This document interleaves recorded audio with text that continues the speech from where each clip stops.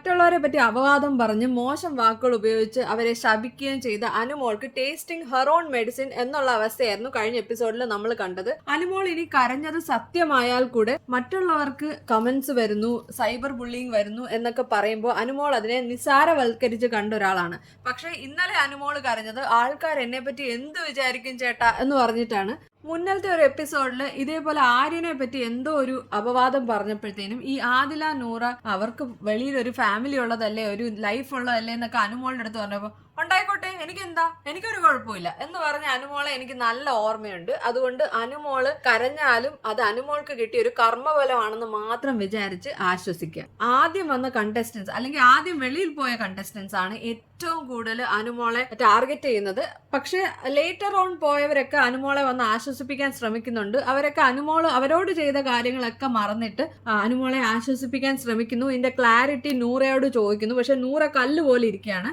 ഈ ഒരു അവസരത്തിൽ നെവിന്റെ ആ ഒരു നല്ല ക്യാരക്ടർ നമ്മൾ കാണാതെ പോകരുത്. അനുമോളുടെ അടുത്ത് നെവിൻ ചെന്നിട്ട് അനുമോളെ ആശ്വസിപ്പിക്കുന്നുണ്ട്. എനിക്ക് നിന്നെ വിശ്വാസമായി, ഞാൻ ഇത് സംസാരിക്കാം, ഏതായാലും നീ ഗെയിമിൽ ഫോക്കസ് ചെയ്യുന്നു പറഞ്ഞിട്ട് നെവിൻ അനുമോളെ കുറച്ച് മോട്ടിവേറ്റ് ചെയ്യാൻ നോക്കുന്നുണ്ട്. ഈ നെവിന്റെ അടുത്താണ് അനുമോള് നിന്നെ തന്തയും തള്ളയും തല്ലി വളർത്താത്തതിന്റെയാണ്, ആണത്തം കാണിക്കടാ എന്നൊക്കെ പറഞ്ഞ് അപമാനിക്കാൻ ശ്രമിച്ചത്. പല രീതിയിലും അനുമോള് നെവിനെ ടാർഗറ്റ് ചെയ്തിട്ടുണ്ട്. നിന്റെ മുഖം കണ്ടാൽ എനിക്ക് അറപ്പാണെന്ന് പോലും പറഞ്ഞ അനുമോളെയാണ് നെവിൻ ആശ്വസിപ്പിക്കുന്നത്. നമ്പർ കൈമാറി എന്നുള്ളത് അനുമോള് സമ്മതിച്ച ഒരു കാര്യമാണ്. പക്ഷെ നമ്പർ ആരുടെ കൈമാറിയാലും അവിടെ എന്താണ് പറയാൻ ഉദ്ദേശിച്ചതെന്നുള്ളതാണ് മാറ്റർ. മാത്രമല്ല നൂറ കല്ലുപോലെ ഇരിക്കുന്നതും ആൾക്കാർക്ക് ഒരു കൺക്ലൂഷൻ കൊടുക്കുന്നില്ല. നൂറ പറയുന്നത് അനുമോളും ആദിലയും തമ്മിലുള്ള സംസാരമൊന്നും എനിക്കറിയില്ല എന്നാണ്. പക്ഷെ ആദിലയും നൂറയും എല്ലാ കാര്യങ്ങളും അങ്ങോട്ടും ഇങ്ങോട്ടും ഡിസ്കസ് ചെയ്യുന്നവരാണെന്നും നമുക്കറിയാം. ഇനിയിപ്പം അനുമോള് പറഞ്ഞാലും പറഞ്ഞിട്ടില്ലെങ്കിലും അത് പ്രൂവ് ചെയ്യാനുള്ള പ്രൂഫും ബിഗ് ബോസിന്റെ കയ്യിൽ ഉണ്ടാവാൻ വഴിയില്ല. കാരണം ഇവര് മൈക്ക് മാറ്റി ബാത്റൂമിലോ